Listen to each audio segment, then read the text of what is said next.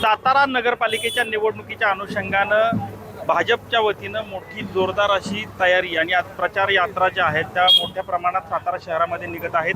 दोन्ही राजेंनी एकत्र येऊन यावेळी निवडणूक लढवण्याचा निर्धार घेतल्यामुळं आता पाहिलं तर मंत्री शिवेंद्रराजे भोसले हे स्वतः आज या ठिकाणी पाहिलं तर प्रचार यंत्रणेमध्ये सक्रिय असल्याचं पाहायला मिळत आहेत. प्रभाग क्रमांक 7 असेल किंवा 13 यामध्ये आता सध्या शिवेंद्र बाबा आहेत. बाबा, थोडक्यात सांगा की कशा पद्धतीने आता प्रचाराची रणधुमाळी चालू आहे. लोकांचा आमच्या सर्व उमेदवारांना उत्स्फूर्त प्रतिसाद आहे. ठिकठिकाणी हो आणि मला 100% खात्री आहे की सातारकर भारतीय जनता पार्टीच्या सर्व उमेदवारांना त्याचबरोबर आपले अध्यक्षपदाच्या पण उमेदवारांना मोठ्या मताधिक्यानं 100% निवडून देतील.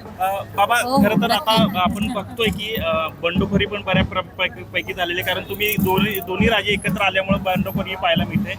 याबाबत काय सांगायला आव्हान करायचं? इच्छा प्रत्येकाची म्हणजे मागणी प्रत्येकानं केली होती. मगाशी म्हटलं तसं प्रत्येक जण तुल्यबळ आहे.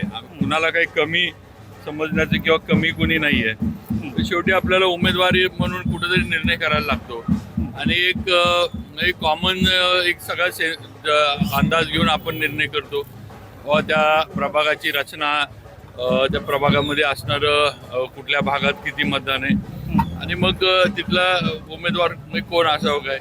सगळ्यांना तर काय आपण उमेदवार देऊ शकत नाही.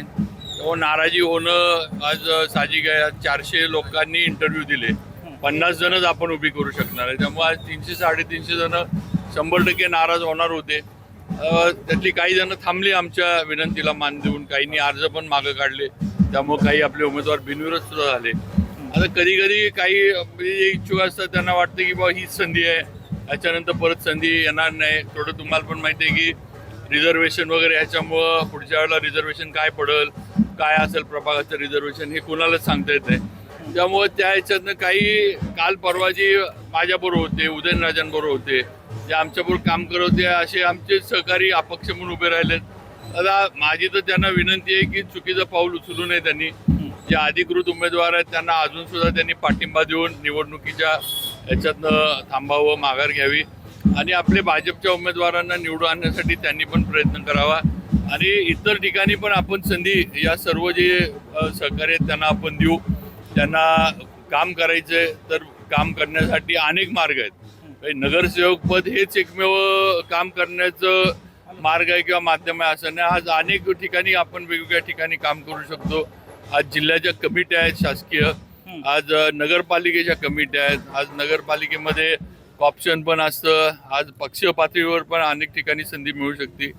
असं अनेक ठिकाणी काम करत आहे. त्यामुळे बंडखोर पण फोटो आपला वापरतायत. फोटोचं ते पण आम्ही हे केलं की आज आम्ही भाजपनं सगळ्यांनी त्या पत्रकावर आम्ही सह्या करून जाहीर प्रकटन दिलंय की अशा पद्धतीनं कुणाच्याही चुकीच्या पद्धतीनं फोटो अधिकृत उमेदवारांशिवाय वापरू नयेत आणि त्यांच्यावर जे निवडणूक निर्णय अधिकारी आहेत त्यांनी जे असेल योग्य ती कार्यवाही करावी असं आम्ही जाहीर पण दिलेलं आहे. बरं, एक शेवटचा प्रश्न आहे. महाविकास आघाडीकडून पण समोरून सुवर्ण पाटील नगराध्यक्षपदासाठी उमेदवार आहेत याबाबत, कारण त्या आधी पण भाजपमध्येच होत्या पण आता त्यांनी बदल केलेला आहे. नाही, आता मला ताईंबद्दल टीका टिप्पणी काय करायची नाही, पण मी परवा सांगितलं प्रेसमध्ये, जिथं महाविकास आघाडीला भाजपमधल्याच पदाधिकारी घेऊन उमेदवार करायला लागला तिथं महाविकास आघाडीचं काहीच राहिलेलं नाही. सातारमध्ये हे कळून चुकलेलं आहे. तुम्हाला स्वतःचा उमेदवार पण देता आला नाही महाविकास आघाडीचा. आमचा उमेदवार जो नाराज झाला होता, आमच्याकडे ज्यांनी तिकीट मागितलं होतं त्यांना तुम्हाला घेऊन उमेदवारी द्यायला लागली. एवढी तर दयनीय अवस्था महाविकास आघाडीची साताऱ्यात झाली. ह्याच्यावरच सगळं आहे. जे स्वतःचे उमेदवार देऊ शकत नाहीत ते उद्या काम काय करणार आहेत त्यांच्या, आणि त्यांना लोकांचा पण पाठिंबा नाही. आता ताईंना पण मी मागच्या प्रेसमधनं हे केलं होतं की आज अध्यक्षपदाची उमेदवारी मिळाली नाही, पण आज भाजपनं ताईंना राज्य पातळीपर्यंत हे केलं होतं. त्यांना राज्य पातळीपर्यंत आज ताईंना काम करण्याची संधी दिली होती. आणि ह्याची कुठेतरी ताईंनी थोडीफार ओळख पक्षाची ठेवायला पाहिजे होती असं मला वाटतं. पण आता ठीक आहे, त्यांनी निर्णय घेतलाय. आता लढाई तर सुरू झाली आहे. आता आम्ही आमचा उमेदवार निवडून आणण्यासाठी संपूर्ण ताकद लावली आणि आमचा उमेदवार अमोल मोहिते जे आहेत हे 100% निवडून येणार. आणि महाविकास आघाडीला पराभवाला तोंड द्यायला लागणार आहे, ही परिस्थिती आहे. शेवटचा प्रश्न आहे की 50 जागांपैकी किती भाजप? म्हणजे आम्ही सर्व जागा जिंकणार आहे. आमचं किती जागा वगैरे नाही, आमचं सर्व आमचे उमेदवार हे ताकदीचे आहेत, पक्षाची ताकद आहे. सर्वांची विभाग म्हणजे त्या प्रभागांमध्ये आम्ही कामं केलेली आहेत. त्यामुळे ज्या वेळेला आम्ही प्रभागात जातो त्या वेळेला आम्ही केलेली कामं लोकांना दाखवू शकतो. उगाच मोकळ्या हातानं कुठेही आम्ही कुणी जात नाही, ही वस्तुस्थिती आहे. आणि पुढचं पण आमच्याकडे नियोजन आहे, ते पण नियोजन आम्ही लोकांपुढे मांडू. एकूणच सांगायचं झालं तर आता प्रचार यंत्रणा जी आहे ती मोठी सक्रिय भाजपची झालेली पाहायला मिळत आहे. आणि मंत्री शिवेंद्रराजे भोसले हे आता प्रचारामध्ये सक्रिय आहेत आणि त्या निमित्तानं आता जर पाहिलं तर 50च्या 50 जागा निवडून येतील असा विश्वास यांनी त्यावेळी व्यक्त केलेला पाहायला मिळतोय. कॅमेरामन आमिर शेखसह संतोष नालोडे, TV9 मराठी, सातारा.